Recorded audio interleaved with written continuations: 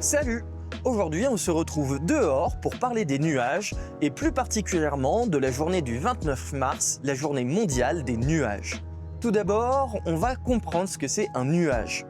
En fait, c'est très simple, c'est juste des gouttes d'eau qui sont dans l'air, dans l'atmosphère. Et ces gouttes d'eau vont être apportées par les courants d'air chaud qui vont monter. Ça, c'est ce qu'on observe quand on fait cuire des pâtes. Il y a toujours de la vapeur d'eau qui va monter. Quand ces gouttes d'eau sont dans l'air, elles vont se rassembler, se condenser autour de petites particules et c'est ça qui va former les nuages. Alors évidemment, c'est des explications simplifiées. On a toujours des différences en fonction de la température, de l'atmosphère, du nombre de particules dans l'atmosphère, etc., etc. Pour aller plus loin, on peut parler des différents types de nuages. Pour ça, il faut d'abord savoir que tous les nuages qu'on observe sont dans la troposphère, la zone la plus basse de l'atmosphère, celle qui est en contact avec la Terre, avec le sol. En plus, dans cette troposphère, il y a 3 zones différentes. La zone basse, entre 0 et 2 km d'altitude, la zone moyenne, entre 2 et 5 km d'altitude, et la zone haute, entre 5 et 10, voire 15 km d'altitude. On a donc des nuages qui pourront se situer à différents niveaux. Et surtout, on a 2 familles de nuages différentes. La première famille, c'est les nuages qui font des strates, des couches, que l'on va surnommer stratos ou stratus.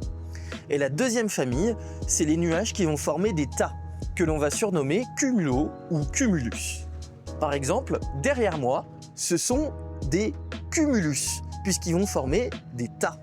Un nuage que tu as peut-être déjà observé, c'est les cirrostratus ou les cirrocumulus, qui sont dans la zone haute de notre troposphère, entre 5 et 15 km. Eux, ils annoncent généralement un changement de météo, puisque les courants vont apporter des nuages et les transporter très vite et très haut dans l'atmosphère.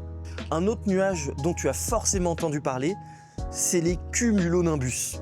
Alors eux, ils sont très particuliers, vu qu'ils ne sont pas dans une zone de notre troposphère, mais ils peuvent être dans les 3 en même temps. C'est donc des nuages immenses qui peuvent faire des dizaines de kilomètres de haut, et c'est eux qui vont annoncer en général les orages violents. Malheureusement, je n'avais pas plus de temps pour t'expliquer les autres types de nuages. Mais si ça t'intéresse, le 29 mars, donc demain, il y a une journée spéciale nuages à la Cité des Sciences et de l'Industrie, avec notamment des conférences qui commencent dès 14h30 et surtout une observation des nuages qui a lieu tout au long de l'après-midi derrière la Cité des Sciences, à côté de la géode, la grosse boule argentée qui sert de cinéma. Tu pourras donc y observer les différents nuages, aller un peu plus loin dans les explications que je t'ai données et également voir mes collègues qui vont faire des ateliers de médiation autour des nuages. En tout cas, comme d'habitude, si cette vidéo t'a plu, n'hésite pas à la partager, la commenter, la liker et on se retrouve plus tard pour plus de contenu scientifique. Salut!